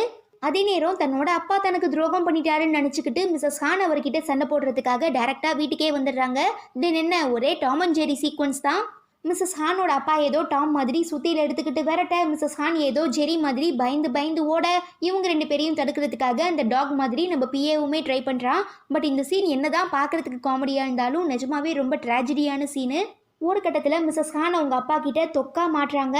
அவ்வளோதான், இன்னைக்கு இவங்களோட கதை முடிஞ்சிருச்சுன்னு நம்ம நினைக்கும் போது கரெக்டாக பிஏ பின்னால் வந்து மிஸ்ஸஸ் ஹானோட அப்பாவை அடித்து மட்டை பண்ணிடுறான். பட் சாகலை, உயிர் இருக்குங்கிறதுனால அவர் அப்படியே அல்லேக்கா தூக்கிட்டு வந்து இத்தனை நாளாக இவர் எப்படி எல்லாரையும் செல்குள்ளே போட்டு அடைச்சி வச்சு டார்ச்சர் பண்ணாரு, அதே மாதிரி இவரையும் அடைச்சி வச்சுட்டு அங்கேருந்து நம்ம மிஸ்ஸஸ் ஹானும் பிஏவும் எஸ்கேப் ஆகிடுறாங்க. இதெல்லாம் விட முக்கியமாக மிஸ்டர் காங் எங்கேயோ சொல்லாமல் கொள்ளாமல் காணாமல் போயிடுறதுனால யாராலையுமே அவரை காண்டாக்ட் பண்ண முடியலை. ஸோ அவரோட பிஏ பயந்து போய் லேப்டாப்பை ஓப்பன் பண்ணி பார்க்கும்போது அதில் ஒரு நோட்டுமே இருக்குது. தென் அதை பிரிண்ட் எடுத்து லாயர்கிட்ட போய் கொடுத்ததும் அவர் படித்து பார்த்துட்டு ரொம்ப ஷாக் ஆகிடுறாரு. ஏன்னா அது பார்க்க கிட்டத்தட்ட இந்த சூசைட் நோட்ஸ் மாதிரி, அதாவது என்னால் எனக்கு பிடிச்ச வாழ்க்கையை நிம்மதியாக சந்தோஷமாக வாழ முடியலை, அதான் போகலான்னு முடிவு பண்ணிட்டேன்னு சொல்லி ஒரு மாதிரி நெகட்டிவாகவே இருக்கவும் நம்ம ஹீரோயின் படித்து பார்த்துட்டு அழ ஆரம்பிச்சிடுறா.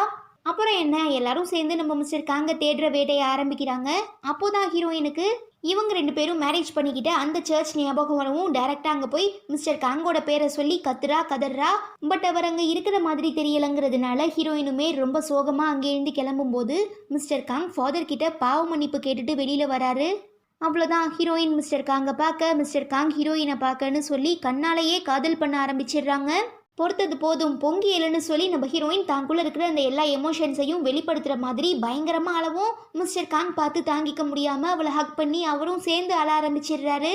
இன்னொரு சைடு பார்த்தோன்னா எப்படி இந்த ப்ராப்ளம்ல இருந்து தப்பிக்க போகிறோன்னே தெரியாமல் மிஸ்ஸஸ் ஹானோட அப்பாவை மீட் பண்ணி பேசுறதுக்காக கிம் சாங் ஜூல் ரொம்பவே கோவமாக வீட்டுக்குள்ளே வரும்போது, இந்த மாதிரி எங்கள் அப்பா நம்மளை ஏமாற்றிட்டு வெளியூருக்கு போயிட்டாரு, அவர் எப்படியோ இந்த பிரச்சனையிலேருந்து தப்பிச்சிட்டாரு, பட் நாம் இந்த பிரச்சனையிலேருந்து தப்பிக்கிறதுக்கான ஒரே ஒரு வழி ஹீரோயினை கொன்னா மட்டும்தான் முடியும்னு மிஸ்ஸஸ் ஹான் சொல்ல, ஆமாம் என்னோட கால் இந்த மாதிரி ஆனதுக்கு அவள் தான் காரணம், அவளுக்கு சாவுன்னு ஒன்று வந்துச்சுன்னா கண்டிப்பாக அது என் கையால் மட்டும்தான் இருக்கும்னு சொல்லி அவளை காலி பண்ணுறதுக்காக கிம் சாங் ஜூல் அங்கேருந்து கிளம்புறாரு.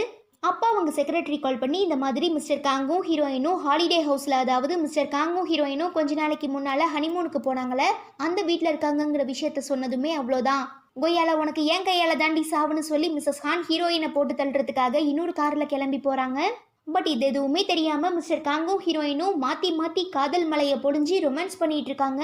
இந்த எபிசோட்கான ஓப்பனிங் சீன்ல நல்லா தூங்கிட்டு இருக்க நம்ம ஹீரோயினுக்கு வழக்கம் போல தன்னோட கையாலேயே மிஸ்டர் காங்க குத்தி கொலை பண்ற மாதிரி கனவெல்லாம் வரதுனால பயந்து எழுந்துடுறா.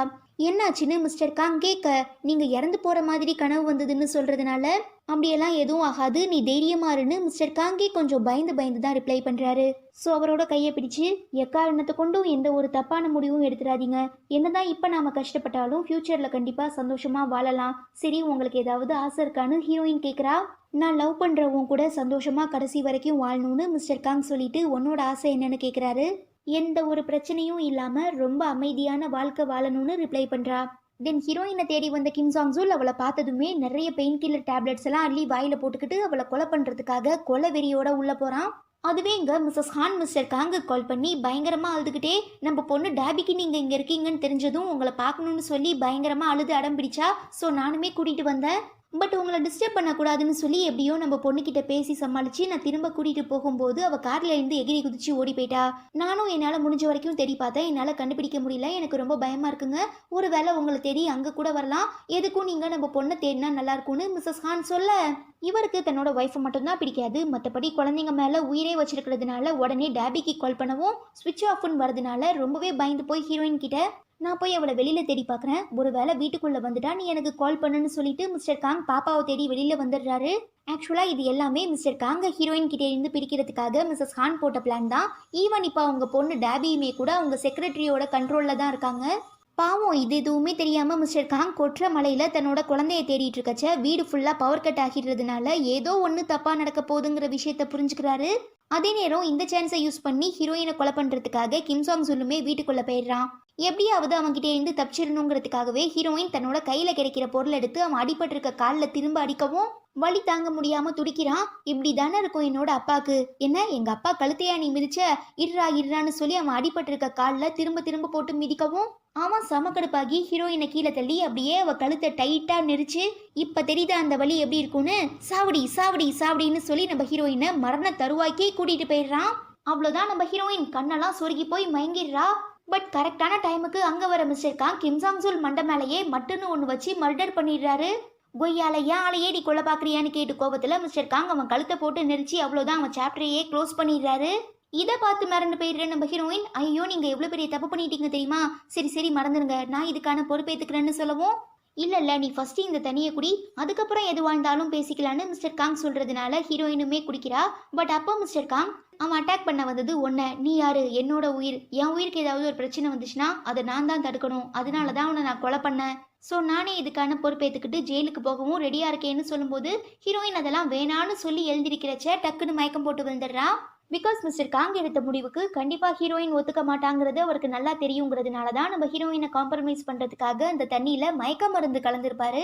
ஸோ அதை குடிச்ச நம்ம ஹீரோயின் மயங்கினதுக்கு அப்புறம் லாயர் அங்கே கால் பண்ணி வர சொல்லி இந்த மாதிரி நடந்த எல்லா விஷயங்களையும் பற்றி தெளிவாக சொல்லவும், சரி சரி நீங்கள் அவனை கொலை பண்ணிட்டு தான் நினச்சி ஃபீல் பண்ண வேணாம், ஹீரோயின் உங்கள் எல்லார் மேலேயும் போட்ட கேஸில் நீங்கள் அவளுக்கு சாதகமாக ஆஜரானதுனால கோவப்பட்டு கிம் சாங் சூல் உங்களை அட்டாக் பண்ணுறதுக்காக கொலை பண்ணுறதுக்காக இங்கே வந்தான், அவனை தடுக்கிறதுக்காக நீங்கள் திரும்ப அட்டாக் பண்ணும்போது அவன் செத்து போயிட்டான்னு சொல்லி நான் இந்த கேஸை முடிச்சிடுறேன்னு மிஸ்டர் காங்குக்கு நம்ம லாயர் சப்போர்ட்டிவாக ஒரு ஸ்டேட்மெண்ட்டை வச்சு விட்டுடுறாரு. பட் தூரத்துல இருந்து கிம் சாங் சூலோட டெட் பாடியை பார்த்ததுமே மிஸ்ஸஸ் ஹான் மிரண்டு போயிடுறாங்க. பத்தாவதுக்கு நம்ம மிஸ்டர் காங்கோட லாயர் வேற கால் பண்ணி உங்க டிவோர்ஸ் கேஸ் முடிவுக்கு வந்துருச்சு, இதுக்கப்புறம் உங்களுக்கும் மிஸ்டர் காங்குக்கும் எந்த ஒரு சம்பந்தமுமே இல்லை, ஈவன் இப்போ எழுந்துட்டு இருக்க வீடு கூட அவருக்கு தான் சொந்தம், ஏன் உங்க குழந்தைங்க 2 பேரோட கஸ்டடியுமே மிஸ்டர் காங்க தான் சேரும், ஸோ நீங்க கிளைம் பண்ண அளவுக்கெல்லாம் ஜீவனாம்சம் கிடைக்காது, மிஸ்டர் காங்கா போனா போதுன்னு ஏதாவது உங்களுக்கு கொடுத்தாதான் உண்டுன்னு சொல்லி காலை கட் பண்ணிடுறாரு. ஹீரோயின் தன்னோட அழகு வச்சு தான் தன்னோட ஹஸ்பண்ட் ஆட்டையை போட்டாங்கிறதுனால நானும் ரொம்பவே அழகா மாறுறேன்னு சொல்லி ஒரு தடுமாற்றத்துல கண்ணா பின்னான்னு பேய் மாதிரி மேக்கப் போட்டு பயங்கரமா சிரிப்பாங்க பாருங்க. உண்மையாவே இந்த சீன் அந்த அளவுக்கு ரொம்ப பயங்கரமா கொடூரமா இருக்கும். ஆனா நிஜமாவே இவங்க சூப்பர் ஆக்ட்ரஸ்பா, இவங்கன்னு மட்டும் இல்லை இந்த சீரீஸில் நடிச்சிருக்க எல்லாருமே ரொம்ப சூப்பராக ஆக்ட் பண்ணியிருக்காங்க. அதுலேயும் நெகட்டிவ் ரோல்ஸுக்கெலாம் நம்ம ஹேட்ஸ் ஆஃப் பண்ணணும். பொதுவாக ஒருத்தர் நல்லவங்களா நடிக்கிறது ரொம்ப ரொம்ப ஈஸி, அதுவே கெட்டவங்களா நடிச்சு நம்மளை வெறுக்க வைக்கிறது பயங்கரமான கஷ்டம். பட் அதை மிஸ்ஸஸ் ஹானோ அவங்க டீமும், அதாவது அவங்க அப்பா கிம் சாங் சூல் இவங்க எல்லாருமே ரொம்ப சூப்பராக எக்ஸிக்யூட் பண்ணியிருக்காங்க. ஹீரோயின் ஒரு பங்குனா மிஸ்ஸஸ் ஹான் அவங்கள அப்படியே அள்ளி சாப்பிட்டுட்டாங்கன்னே சொல்லலாம், அந்த அளவுக்கு வேற லெவலில் ஆக்ட் பண்ணியிருக்காங்க. நல்ல வேலை எப்படியோ இந்த கொலைகேஸ்லேருந்து தப்பிச்சிட்டோன்னு சொல்லி மிஸ்டர் காங் பெருமூச்சு விடும்போது தான் அங்கே நம்ம ஹீரோயினை காணோம். ஸோ மிஸ்டர் காங் லாயர் 2 பேருமே அவங்க ஆளுங்களை விட்டு நம்ம ஹீரோயினை தேட சொல்கிறாங்க. அப்படி இருக்கச்ச நம்ம லாயரோட அசிஸ்டன்ட் கால் பண்ணி இந்த மாதிரி மிஸ்ஸஸ் ஹான் ஹீரோயினை கடத்திட்டு போயிட்டு இருக்கிறது ஒரு சிசிடிவி கேமரால ரெக்கார்ட் ஆகியிருக்குன்னு சொல்லவும், அடுத்த பேச்சே பேசாம மிஸ்டர் காங் தன்னோட ஒய்ஃபை ஃபாலோ பண்ணி வேகமா விரட்டிட்டு போக ஆரம்பிக்கிறாரு. ஆனா அந்த அம்மா அதெல்லாம் பத்தி பெருசா கேர் பண்ணல, நீயே நான் வேணான்னு போயிட்டு அதுக்கப்புறம் நான் எதுக்காக உன் பேச்சை கேட்கணும், முக்கியமா என்னோட வாழ்க்கையை காலி பண்ணது இந்த நாய் தானே, இவளை நான் சும்மா விட மாட்டேன்னு சொல்லி நம்ம ஹீரோயினை கொலை பண்றதுக்காக எங்கேயோ கூட்டிட்டு போறாங்க. அப்பயும் மிஸ்டர் காங் வீட்லயே எப்படியாவது அவங்களை பிடிச்சிடணும்னு சொல்லி ஓவர் டேக் பண்றதுக்காக எவ்வளவோ ட்ரை பண்றாரு. அப்போ கரெக்டா மயக்கத்துல இருந்து கண் விழிக்கிற நம்ம ஹீரோயின் ரொம்ப கஷ்டப்பட்டு தன்னோட கட்டெல்லாம் அவிழ்த்துட்டு மிஸ்ஸஸ் ஹானோட கழுத்தை நெரிச்சு ஒழுங்கா இப்ப நீ காரை நிறுத்த போறியா இல்லையான்னு கேட்டு மிரட்டவும், அந்தம்மா பயத்துல கண்ட்ரோலை லூஸ் பண்ணி ஒரு டிவைடர்ல மோதி காரையுமே நிறுத்திடுது. பட் அப்ப கூட அதோட கோவம் அடங்கலையே, கத்தியை விட்டு கிண்டு கிண்ட வேண்டியதாங்கிற மாதிரி கத்தியாலேயே நம்ம ஹீரோயின் வயிற்றுல நல்லா சதக்குன்னு ஆழமா குத்திடுது. அப்போ கூட நம்ம ஹீரோயின் கொஞ்சம் கூட வருத்தமே படாம பயங்கர வில்லத்தனமா சிரிச்சுக்கிட்டே, இப்ப நான் செத்து போனா என்ன, அதான் ஏற்கனவே உன்கிட்ட இருந்த எல்லாத்தையுமே நான் எடுத்துக்கிட்டேனே, முக்கியமா நீ ஆசையா காதலிச்சு கல்யாணம் பண்ணிக்கிட்ட உன்னோட கணவர் இப்ப என்னோட கைப்பிடியில தான் இருக்காரு, ஸோ இதுக்கப்புறம் நான் மட்டும் இல்ல நீ உயிரோட இருக்கிறதுலையும் எந்த யூஸுமே இல்லைன்னு சொல்லி நம்ம ஹீரோயின் மிஸ்ஸஸ் ஹானோட ஈகோவை கிளறி விட்டுடுறாங்க. அதே நேரம் அங்க வர நம்ம மிஸ்டர் காங் மிஸ்ஸஸ் ஹானை தடுத்துடுறாரு. ஈவன் நம்ம லாயருமே ஹீரோயினை காப்பாத்தி கூட்டிட்டு போயிடுறாரு. பட் அப்பதான் நம்ம மிஸ்டர் காங்குக்கு ஒரு விஷயம் ஞாபகம் வருது. என்னன்னா, ஹீரோயின் நான் எந்த பிரச்சனையும் இல்லாம இதுக்கப்புறமாவது நிம்மதியா அமைதியா வாழணும்னு சொல்லியிருந்தால அதுக்கு மிஸ்ஸஸ் ஹான் உயிரோட இருக்கக்கூடாது. அதே நேரம் தன்னோட எக்ஸ் ஒய்ஃபை கொலை பண்ண மனசு இல்லாத மிஸ்டர் காங் அவங்க கிட்ட சாரின்னு சொல்லிட்டு அப்படியே நம்ம ஹீரோயினை திரும்பி பார்த்து காரோட டோர்ஸ் எல்லாமே லாக் பண்ணவும், மிஸ்டர் காங் இப்போ என்ன முடிவு எடுத்திருக்காருங்கிறது ஹீரோயினுக்கு புரிய வரதுனால வேண்டாம் அப்படிலாம் பண்ணாதீங்க ப்ளீஸ் பண்ணாதீங்கன்னு கெஞ்ச ஆரம்பிக்கிறா. இருந்தாலும் நம்ம ஹீரோயின் தான் ஆசைப்பட்ட மாதிரி அமைதியான வாழ்க்கை வாழணுங்கிறதுக்காக மிஸ்டர் காங் தன்னோட வாழ்க்கையை ஒரு பெரிய விஷயமாவே கருதாம வேகமாக காரை ஓட்டிக்கிட்டே போய் பக்கத்தில் இருக்கிற ஒரு நதியில் காரை இறக்கிடுறாரு. அது கிட்டத்தட்ட ஒரு மலை மாதிரி இருக்குன்னு வச்சுக்கோங்களேன். ஸோ அந்த மலையிலேருந்து காரோட சேர்ந்து கீழே விழுந்து தன்னோட எக்ஸ் ஒய்ஃபை கொலை பண்ணிட்டு தானும் செத்துடலான்னு முடிவு பண்ணிடுறாரு. அப்போ அவரோட விரலில் போட்டிருக்க வெட்டிங் ரிங்கை பார்க்கும்போது நம்ம ஹீரோயின் கூட சந்தோஷமான வாழ்ந்த நாட்கள் எல்லாமே ஞாபகம் வருது. பட் எல்லாம் முடிஞ்சதுக்கப்புறம் யோசிச்சு எந்த ஒரு யூஸுமே இல்லை. அவ்வளோதான், மிஸ்டர் காங் இறந்து போயிடுறாரு. இதை ஏற்றுக்க முடியாமல் நம்ம ஹீரோயின் விரக்தியில் பயங்கரமாக கத்தி கத்தி அப்படியே அழுது அழுது மயங்கிடுறா. கட் பண்ணா டிவி நியூஸில் இந்த மாதிரி கிம் சாங் சூல் இறந்து போயிட்டாரு. மிஸ்டர் காங்கும் அவரோட ஒய்ஃபும் போயிட்டு இருந்த கார் கண்ட்ரோலை லூஸ் பண்ணி ஒரு மலையிலேருந்து கீழே சரிஞ்சு விழுந்ததில் மிஸ்டர் காங் இறந்து போயிட்டாரு. அவரோட எக்ஸ் ஒய்ஃபான மிஸ்ஸஸ் ஹான் இப்போ அன்கான்ஷியஸாக இருக்காங்கன்னு சொல்லி ஒரு நியூஸ் ரிலீஸ் ஆகுது. அது மட்டும் இல்லாமல் மிஸ்ஸஸ் ஹான் அப்பாவோட பிஏ கோர்ட்டில் அப்ரூவல் ஆகி நாங்கள் தான் எல்லா தப்பையுமே பண்ணோம், பெரிய பெரிய தப்பெல்லாம் பண்ணது அவங்க 3 பேரும், இதுக்கும் மிஸ்டர் காங்குக்கும் எந்த சம்மந்தமுமே இல்லை, நானும் பணத்துக்காக தான் இந்த எல்லா சின்ன தப்பையுமே பண்ணேன். பட் ஒரு கட்டத்துக்கு அப்புறம் என்னால் போலீஸ்கிட்டே இருந்து தப்பிக்க முடியலன்னு சொல்லும்போது, சரி அப்போ மிஸ்ஸஸ் ஹானோட அப்பா இப்போ எங்கே நிஜமாவே ஃபாரினுக்கு தப்பிச்சு போயிட்டாரான்னு கேட்கும்போது, அதெல்லாம் இல்லை, 2 வாரத்துக்கு முன்னே நானும் மிஸ்ஸஸ் ஹானும் தான் அவர் வீட்டு பேஸ்மெண்ட்டில் இருக்கிற ஜெயிலில் அவரை அடைச்சி வச்சுட்டு வந்தோன்னு சொல்லவும் போலீஸ் ஃபோர்ஸ் அவரை காப்பாற்றுறதுக்காக போகிறாங்க. பட் அதுக்குள்ளே பட்னி கிடந்தே நம்ம மிஸ்ஸஸ் ஹானோட அப்பா இறந்து போயிடுறாரு. தென் இறந்து போகிறதுக்கு முன்னே நம்ம மிஸ்டர் காங் பார்த்தோன்னா தன்னோட சொத்துக்களில் ஒரு பங்கை ஹீரோயின் பேரில் எழுதி வச்சது மட்டும் இல்லாமல் தன்னோட 2 குழந்தைக்குமான கார்டியனாக ஹீரோயினை தான் அப்பாயிண்ட் பண்ணியிருக்காரு. ஸோ அவங்களுக்கு 18 வயசு ஆனதுக்கப்புறம் நம்ம ஹீரோயின் தான் அவங்களோட சொத்துக்களில் இருந்து பாதியாக அவங்க குழந்தைங்களுக்கு கொடுக்கணும். இந்த விஷயத்த கேள்விப்பட்டதுமே மிஸ்டர் காங்கோட அண்ணன் செம்ம கடுப்பாகி காங் இறந்து போனதுனால ரொம்பவே துக்கமாக இருந்துட்டு இருக்க அவங்க அப்பாவை பார்த்து, பார்த்தீங்களாப்பா உங்கள் பையன் இந்த மாதிரியான வேலையை பண்ணியிருக்கான்னு, தப்பான தொடர்பில் பிறந்த ஒருத்தனை நீங்கள் இவ்வளோ பெரிய கம்பெனி பொறுப்பில் உட்கார வச்சு ரொம்ப பெரிய தப்பு பண்ணிட்டீங்க, இப்போ பார்த்தீங்களா அவன் எப்படிப்பட்ட காரியம் பண்ணிட்டு போயிருக்கான்னு சொல்லி காத்தவும், ஏண்டா இறந்து போயிருக்கிறது உன்னோட தம்பி, உனக்கு அந்த துக்கம் கொஞ்சம் கூட இல்லையா? ஒரு வேளை நீ தெளிவா புத்திசாலியா அறிவாளியா இருந்திருந்தா கண்டிப்பா அவனை நான் இந்த பொறுப்புல உட்காரவே வச்சிருக்க மாட்டேன். இந்த பிரச்சனை எல்லாமே ஒன்னாலதான், நீ கொஞ்சம் கூட பொறுப்பு இல்லாம சுத்திட்டு இருந்ததுனாலதான் என்னோட 2வது பையன் ரொம்ப சின்ன வயசுலயே செத்து போயிட்டான்னு சொல்லி மிஸ்டர் காங்கோட அப்பா அவங்க அண்ணனை போட்டு அடி அடின்னு அடிக்கிறாரு. கட் பண்ணா ஒரு சில நாட்களுக்கு அப்புறம் மிஸ்ஸஸ் ஹானை காட்டுறாங்க. ஆக்சுவலா அன்னைக்கு நடந்த ஆக்சிடென்ட்ல உங்களுக்கு தலையில அடிபட்டதுனால கொஞ்சம் மென்டலாகி இருப்பாங்க. ஸோ ஒரு தலைவாணியை கையில் வச்சுக்கிட்டு மிஸ்டர் காங் கிட்ட பேசுகிற மாதிரி, என்னங்க நம்ம குழந்தைய பார்த்தீங்களா எவ்வளோ அழகாக இருக்கால, கையெல்லாம் குட்டி குட்டியாக இருக்குது பாருங்களேன், கண்ணு உங்களை மாதிரி இருக்குது, மூக்கு என்ன மாதிரி இருக்குன்னு சொல்லி அவங்க பாட்டும் வர்ணிக்கிறாங்க. இதெல்லாம் பார்த்துட்டு ஹீரோயின் டாக்டர் கிட்ட, இந்த நிலமையில நாங்கள் மிஸ்ஸஸ் ஹானை கோர்ட்டில் ஆஜர்படுத்தலாமான்னு கேட்கவும், அதில் உங்களுக்கு பெருசாக எந்த யூஸும் இருக்காது. பிகாஸ் இப்போ நீங்கள் எந்த கேள்வி கேட்டாலும் அதுக்கான கரெக்டான ஆன்சரை மிஸ்ஸஸ் ஹானால் சொல்ல முடியாது. அவங்க பாஸ்ட் எல்லாத்தையுமே மறந்துட்டாங்க. இப்போ அவங்க மனசுக்குள்ளே இருந்துட்டு இருக்க எல்லாமே மிஸ்டர் காங்கை பற்றின நினைவுகள் மட்டும்தான். ஸோ நீங்கள் யாருங்கிறதே அவங்களுக்கு தெரியாதுன்னு சொல்லவும் ஹீரோயின் ஒரு மாதிரி ஆகிறா. இவளை இப்படிலாம் சும்மாவே விடக்கூடாதுன்னு சொல்லி டைரெக்டாக மிஸ்ஸஸ் ஹான் கிட்டேயே போய், நான் யாருங்கிறது உனக்கு நிஜமாவே தெரியாதான்னு கேட்கவும் மிஸ்ஸஸ் ஹான் தெரியாதுன்னு சொல்கிறாங்க. அப்போ அவங்க கிட்ட கண்ணாடியை காட்டவும் அதை பார்த்துட்டு மிஸ்ஸஸ் ஹானுக்கு செம ஷாக்கு. ஏன்னா நடந்த ஆக்சிடென்ட்ல அவங்க முகத்தில் நிறையவே காயங்கள் ஏற்பட்டிருக்கும். யூஸ்வலாக நம்ம மிஸ்ஸஸ் ஹான் தான் அழகுக்கு ரொம்பவே இம்பார்ட்டன்ஸ் கொடுப்பாங்க இல்லையா? ஸோ தன்னோட முகம் இப்படி ஆகிடுச்சின்னு தெரிஞ்சதுமே அவங்களால தாங்கிக்கவே முடியல. பட் ஸ்டில் அவங்க இன்னும் அந்த மென்டல் சிக்னஸில் தான் இருக்காங்க. ஆனால் இவங்களை பொறுத்த வரைக்கும் எப்பயுமே ரொம்ப ரொம்ப அழகாக மேக்கப் பண்ணிகிட்டே இருக்கணும், மிஸ்டர் காங் கூட இருக்கணும், நிறைய குழந்தை பெற்றுக்கணும்னு ஆசைப்படுறதுனால இப்போ தான் அழகாக இல்லைங்கிறத உணர்ந்து ரொம்பவே ஃபீல் பண்ணி பயங்கரமாக கதறி கதறி அழ ஆரம்பிச்சிடுறாங்க. சொல்ல போகணுன்னா இப்போதைக்கு மிஸ்ஸஸ் ஹான் மனசளவில் ஒரு குழந்தை மாதிரி தான். ஸோ தான் அழகா இல்லைங்கிறத தாங்கிட்டே சொன்ன ஹீரோயினை பார்த்து கடுப்பாகி, ஏய் நீ யார்ரி, எதுக்காகடி என்ன பார்க்கறதுக்காக வந்திருக்க, இங்கே இருந்து போன்னு கத்த ஆரம்பிச்சிடுறாங்க. அதுக்கப்புறம் நம்ம ஹீரோயின் தன்னோட அப்பா அப்புறம் மிஸ்டர் காங் சார்பா அந்த கம்பெனியை ரொம்ப சூப்பராக அந்த நாட்டிலேயே நம்பர் 1 கம்பெனியாக மாத்திரா.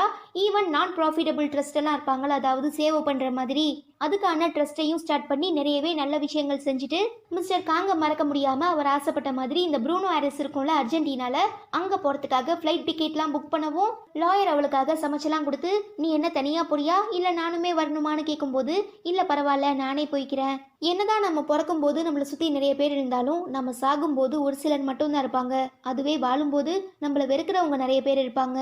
ஆனால் என்னை பொறுத்த வரைக்கும் என் கூட அந்த மாதிரி யாருமே இருக்க வேணாம், நான் என்னோட நினைவுகள் இது மட்டும் எனக்கு போதும்னு சொல்லி நம்ம ஹீரோயின் அர்ஜென்டினா ஃப்ளைட்லேயுமே ஏறிடுறா. அப்போ பக்கத்தில் ஒரு பெரிய சூட்கேஸ் இருக்கிறத பார்த்துட்டு அங்கே இருக்கிற ஏர் ஹோஸ்டர்ஸ், ஏன் மேடம் யாராவது வரத்துக்காக வெயிட் பண்ணிட்டு இருக்கீங்களான்னு கேட்கவும், அதெல்லாம் இல்லை எனக்கு என்னோட நினைவுகளே போதும்னு சொல்லி நம்ம ஹீரோயின் அந்த சூட்கேஸ் ஓப்பன் பண்ணி பார்த்தா தன்னோட அப்பா அம்மா கார்டியன் இவங்க 3 பேருக்கு சம்மந்தப்பட்ட ஒரு சில முக்கியமான விஷயங்கள், ப்ளஸ் நம்ம மிஸ்டர் காங்குக்கு ரொம்ப ரொம்ப பிடிச்ச அந்த பியான்சோலோங்கிற மியூசிக்கல் இன்ஸ்ட்ருமெண்ட்டுமே இருக்குது. அதாவது இப்போ நம்ம ஹீரோயின் தனக்கு ரொம்பவே பிடிச்சவங்க கூட அர்ஜென்டினாவுக்கு போயிட்டு இருக்கதா ரிசம்பிள் பண்ணுறாங்க. அதுவே இன்னொரு சைடு நம்ம லாயர் பார்த்தோம்னா ஹீரோயினுக்கு ஹெல்ப் பண்ணுறதுக்காக தான் இந்த அரசியல் கட்சிக்குள்ளேயுமே வந்திருப்பாரு. பட் இப்போ தான் எல்லா ப்ராப்ளமுமே சால்வ் ஆயிடுச்சு இல்லையா? ஸோ தன்னோட பதவியை ராஜினாமா பண்ணிட்டு ஹீரோயினை பார்க்கறதுக்காக அர்ஜென்டினா போக போகிற விஷயத்த தன்னோட அசிஸ்டன்ட் கிட்ட சொல்லிட்டு இருக்காரு. கட் பண்ணா அர்ஜென்டினா ஃப்ளைட்டில் போயிட்டு இருக்க நம்ம ஹீரோயின் அவளுக்காக மிஸ்டர் காங் கொடுத்த ஒரு புக்கை ஓப்பன் பண்ணி பார்க்குறச்ச அதில் நிறையவே நோட்ஸ்லாம் எழுதி வச்சிருக்காரு. ஸோ அதெல்லாம் ஒன்று ஒன்றா படிக்கும்போது நம்ம ஹீரோயினுக்கு மிஸ்டர் காங் கூட வாழ்ந்த சந்தோஷமான நினைவுகள்லாம் அப்படியே வந்துட்டு போகவும் பயங்கர எமோஷனல் ஆகிடுறா. தென் அர்ஜென்டினாக்கு வந்ததும் மிஸ்டர் காங்குக்கு ரொம்பவே ஃபேவரட்டான மியூசிக்கல் நோட்ஸை அந்த பியான்சோலோங்கிற இன்ஸ்ட்ருமெண்ட்டில் வாசிக்கும் போது நம்ம ஹீரோயினுக்கு அப்படி ஒரு சந்தோஷம். ஒருவேளை எனக்கு உங்களை திரும்ப மீட் பண்ணுறதுக்கான சான்ஸ் கிடைச்சிச்சுன்னா கண்டிப்பாக அதை நான் மிஸ் பண்ணவே மாட்டேன்னு ஹீரோயின் மனசுக்குள்ளே பயங்கரமாக ஃபீல் பண்ணிட்டு இருக்கச்ச அப்படியே மிஸ்டர் காங்கும் ஹீரோயினும் ரொம்பவே சந்தோஷமாக டேங்கோ டான்ஸ் ஆடுற மாதிரி காட்டி இந்த சீரீஸையுமே முடிச்சிட்டாங்க.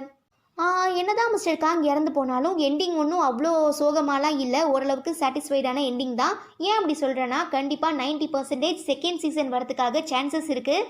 பிகாஸ் மிஸ்டர் காங்கோட டெட் பாடியை காட்டலை, அதே நேரம் அவரோட ஃபியூனரல்லையுமே காட்டலை, ஜஸ்ட் அவர் இறந்து போயிட்டாருங்கிற மாதிரி தான் சொல்லிட்டு இருக்காங்க. இன்கேஸ் இந்த சீரீஸை ஒரே சீசனோட முடிக்கணும்னு முடிவு பண்ணியிருந்தாங்கன்னா கண்டிப்பாக மிஸ்ஸஸ் ஹானையுமே கொலை பண்ணியிருப்பாங்க, ஐ மீன் செத்து போகிற மாதிரி காட்டியிருப்பாங்க. பட் இப்போதைக்கு மிஸ்ஸஸ் ஹான் கொஞ்சம் மென்டலி சிக்காக இருக்காங்க, அவ்வளோதான். ஒரு வேளை ஃப்யூச்சரில் இந்த பைத்தியம் தெரிஞ்சிச்சுன்னா அவ்வளோதான், நம்ம ஹீரோயின் வசமாக மாட்டிப்பா. ஈவன் மிஸ்டர் காங்கோட குழந்தைங்களுக்கு என்ன ஆச்சுன்னுமே சரியாக சொல்லலை. தென் நம்ம லாயர் ஹீரோயினை மீட் பண்ணுறதுக்காக தன்னோட வேலையெல்லாம் ரிசைன் பண்ணிவிட்டு அர்ஜென்டினாவுக்கு போயிருக்காரு. ஸோ இதெல்லாம் வச்சு பார்க்கும்போது என்னை பொறுத்த வரைக்கும் கண்டிப்பாக செகண்ட் சீசன் வரதுக்கு நிறையவே சான்சஸ் இருக்குது. பட் அஃபிஷியலாக இன்னும் எந்த அனௌன்ஸ்மெண்ட்டுமே வரல, மேபி ஃப்யூச்சரில் வந்தாலும் வரலாம், வெயிட் பண்ணி பார்ப்போம். அண்ட் இப்போ நீங்கள் சொல்லுங்கள் இந்த சீரிஸ் எப்படி இருந்தது? பர்சனலி எனக்கு ரொம்ப பிடிச்சிருந்தது. ஃபேவரட் கேரக்டர்னு கேட்டிங்கன்னா மற்ற சீரீஸாக இருந்தால் இந்நேரத்துக்கு டக்குன்னு இவங்க அவங்கன்னு சொல்லியிருப்பேன். பட் இந்த சீரீஸில் என்னால் செலக்ட் பண்ணவே முடியல, ஏன்னா எல்லாருமே ரொம்ப சூப்பராக நடிச்சிருந்தாங்க. ஸோ ஓவராலாகவே எனக்கு தெரிஞ்ச இந்த சீரீஸில் ரொமான்ஸு, ஆக்ஷன், த்ரில்லிங் எலமெண்ட்டுன்னு சொல்லி எல்லாமே இருந்ததுனால என்னோட மோஸ்ட் ஃபேவரட் சீரீஸில் இனிமேல் இதுவும் ஒன்று. அண்ட் இந்த சீரீஸோட மைனஸ் என்னென்னு கேட்டிங்கன்னா ஸ்டார்டிங்கில் ஒரு 3 எபிசோடில் நிறையவே 18+ கண்டென்ட்லாம் இருந்தது. அதனாலேயே இந்த ட்ராமாவை நிறைய பேர் ஹேட் பண்ணாங்க. ஈவன் நான் கூட இதெல்லாம் பண்ணணுமா பேசணுமாங்கிற மாதிரி தான் யோசித்தேன். பட் போக போக இந்த சீரீஸ் ரொம்பவே நல்லா இருந்தது. அதுலேயும் முக்கியமாக நடுவுலலாம் ரொம்ப செம்மையாக பண்ணியிருந்தாங்க. வழக்கமாக கொரியன் சீரீஸில் நடுவில் கொஞ்சம் லேக் அடிக்கும், பட் இந்த ட்ராமாவை பொறுத்த வரைக்கும் அப்படிலாம் எதுவுமே இல்லை. ஸ்டார்டிங்லேருந்து எண்டிங் வரைக்கும் ஒரே லெவலில் அந்த த்ரில்லிங் எங்கெங்கே இருக்கணுமோ, எங்கெங்கே ரொமான்ஸ் இருக்கணுமோ, எங்கெங்கே எமோஷன்ஸ் இருக்கணுமோ இதெல்லாம் கரெக்டாக இருந்தது. ஸோ ஒரு சாதாரண மக்களாக ஆடியன்ஸாக நான் இந்த சீரீஸ்க்கு கொடுக்குற மார்க் 10க்கு 9. தென் உங்களுக்கு டைம் கிடைச்சா கண்டிப்பாக இந்த சீரீஸ் பார்த்துட்டு எப்படி இருந்ததுங்கிறத மறக்காமல் கமெண்டில் மென்ஷன் பண்ணுங்கள். அப்படியே இன்னும் நம்ம சேனலுக்கு சப்ஸ்கிரைப் பண்ணாதவங்க சப்ஸ்கிரைப் பண்ணிவிட்டு இந்த வீடியோக்குமே ஒரு லைக் போட்டுருங்க. உங்கள் எல்லாரையும் நான் ரொம்ப சீக்கிரமாக எ ஜென்டில்மேன் ஹால்ட்டுங்கிற தாய் ட்ராமாக்கான 9th எபிசோடில் மீட் பண்ணுறேன். Until then it's bye from அஃபி and stay tuned with Spectre of fantasy.